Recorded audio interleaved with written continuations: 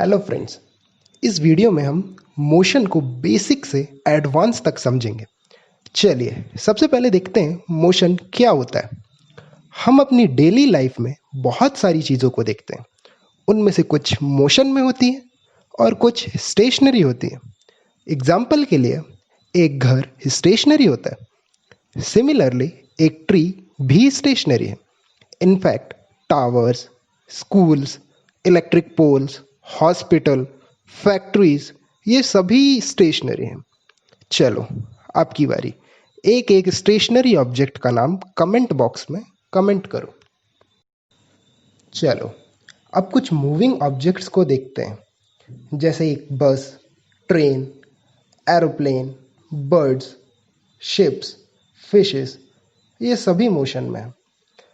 अभी देखो, एक आदमी स्टेशनरी है जब वो खड़ा हुआ है, जबकि वही आदमी मोशन में है जबकि वो चल रहा है या दौड़ रहा है।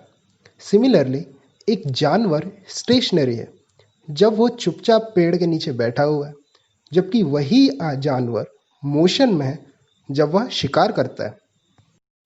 चलो फ्रेंड्स, अब हम पहले मोशन को डिफाइन कर लेते हैं। वो सभी ऑब्जेक्ट जो अपनी पोजीशन को टाइम के साथ चेंज कर रहे हैं, वो सभी मोशन में है। अब ये पोजीशन क्या है और हमें कैसे पता कि एक ऑब्जेक्ट ने अपनी पोजीशन चेंज कर ली है, से पोजीशन 1 से पोजीशन 2। उसके लिए हमें एक फिक्स्ड स्टेशनरी ऑब्जेक्ट चाहिए जिसके रिस्पेक्ट में हम किसी ऑब्जेक्ट का पोजीशन डिफाइन कर पाए। चलो एग्जाम्पल के थ्रू देख लेते हैं। से एक डॉग है, वो पहले अपने घर से 2 मीटर की दूरी पर है। कुछ टाइम के बाद डॉग और घर के बीच का डिस्टेंस 5 मीटर हो गया। अब हम डॉग की पोजीशन को घर, जो कि एक फिक्स्ड स्टेशनरी ऑब्जेक्ट है, उसके रिस्पेक्ट में डिफाइन करते हैं।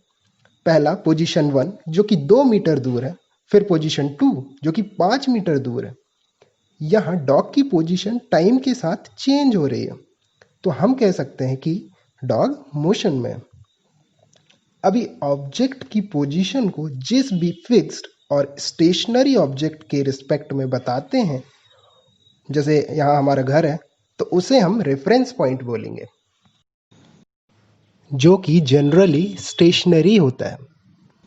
चलो फ्रेंड्स, अभी मोशन तो डिफाइन हो गया। अब हमें उसे समझने के लिए दो टर्म्स समझने पड़ेंगे। पहला डिस्टेंस और दूसरा डिस्प्लेसमेंट। चलो पहले इसे भी डिफाइन कर लेते हैं। अभी दो position low, position 1 and position 2। तो डिस्प्लेसमेंट पोजीशन 1 और पोजीशन 2 के बीच की shortest and straight line means सबसे कम वाली दूरी है।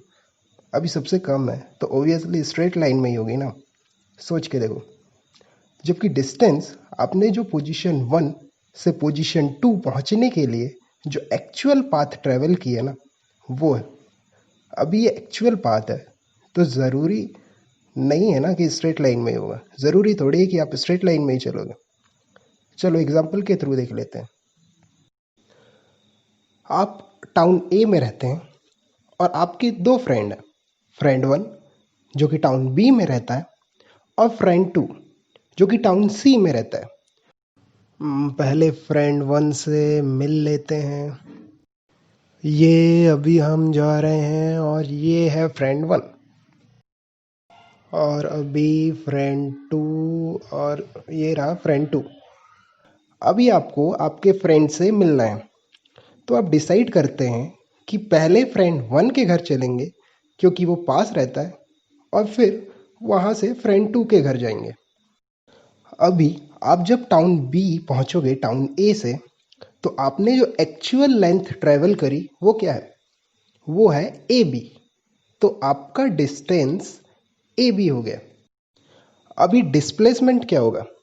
आई मीन शॉर्टेस्ट और straight line path town A और टाउन बी के बीच में। सोचो, सेम ही होगा ना, ए बी। तो इस केस में क्या हुआ? हमारा डिस्टेंस और डिस्प्लेसमेंट सेम हो गया। चलो अभी आप टाउन सी चले जाते हो फ्रेंड 2 से मिलने। तो आपने जो एक्चुअल लेंथ ट्रेवल करी टाउन ए से टाउन सी पहुंचने में, वो क्या है? A B plus B C. तो आपका डिस्टेंस हो गया A B plus B C. अभी डिस्प्लेसमेंट क्या होगा? अभी भी सेम होगा क्या? ऑफ कोर्स नहीं होगा ना, क्योंकि शॉर्टेस्ट और स्ट्रेट लाइन पाथ टाउन सी और टाउन ए के बीच में ए सी है। तो हमारा डिस्प्लेसमेंट ए सी हो गया, जो कि बिल्कुल भी बराबर नहीं है A B plus B C के। Remember triangle property, sum of two sides of a triangle is always greater than third side. चलो अभी आप वापस अपने घर टाउन ए में आ गए। अभी डिस्टेंस क्या है? एक्चुअल लेंथ जो कि आपने ट्रैवल की, it is A B plus B C plus C A. और displacement shortest and straight line length town A और टाउन ए के बीच में, जो कि 0 है।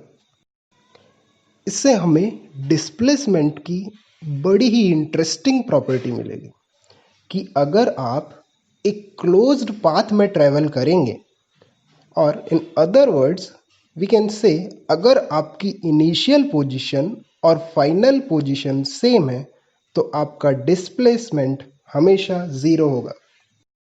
चलो डिस्प्लेसमेंट की एक और इंटरेस्टिंग प्रॉपर्टी देखते हैं कि डिस्प्लेसमेंट के पास डायरेक्शन भी होता है।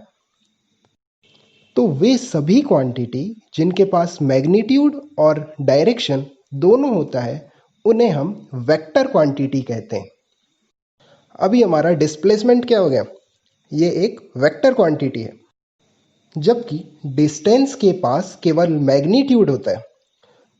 और वे सभी क्वांटिटी जिनके पास केवल मैग्नीट्यूड होता है, डायरेक्शन नहीं होता, उन्हें हम स्केलर बोलते हैं। तो हमारा डिस्टेंस एक स्केलर क्वांटिटी हो गया। चलो फिर से पुराने एग्जाम्पल के थ्रू समझते हैं। अभी जब आप टाउन ए से टाउन बी गए थे, आपका डिस्टेंस ए बी था, जो कि डिस्टेंस का मैग्नीट्यूड है, जबकि आपका डिस्प्लेसमेंट ए बी था, बट इन ईस्ट डायरेक्शन। इसका मतलब मैग्नीट्यूड ए बी और डायरेक्शन टूवर्ड्स ईस्ट। अभी जब आप टाउन सी में गए थे, आपका distance A B plus B C था, अगेन जो कि डिस्टेंस का मैग्नीट्यूड है, जबकि आपका डिस्प्लेसमेंट ए सी था टूवर्ड्स नॉर्थ ईस्ट। इसका मतलब डिस्प्लेसमेंट का मैग्नीट्यूड ए सी है और डायरेक्शन नॉर्थ ईस्ट है। और जब आप फाइनली अपने टाउन ए आ गए, आपका डिस्टेंस क्या है? A B plus B C plus C A, जो कि डिस्टेंस का मैग्नीट्यूड है, और डिस्प्लेसमेंट 0 है, जो कि एक नल वेक्टर है। इट मीन्स इसका मैग्नीट्यूड 0 है और direction that is not defined. चलो अभी समझ आ गया होगा, तो एक एग्जाम्पल कर लो फिर। एक आदमी एक सर्कुलर पाथ में मूव कर रहा है। वो पोजीशन 1 से पोजीशन 2 में मूव करता है। यहाँ पोजीशन 1 एंड पोजीशन 2 उस सर्कल के डायमीटर है। आपको बताना है उस मैन का डिस्टेंस और डिस्प्लेसमेंट जब वो पोजीशन 1 से पोजीशन 2 तक मूव करता है। अभी आपको इसका सॉल्यूशन और लेक्चर नोट्स चाहिए, तो आप आइए मेरी वेबसाइट physicswithshubham.co.in में। इसका लिंक मैंने डिस्क्रिप्शन में भी डाल रखा है। यहाँ आप डॉक्यूमेंट सेक्शन में जाओ, यहाँ से आप मेरे सारे वीडियोस के लेक्चर नोट्स डाउनलोड कर सकते हैं।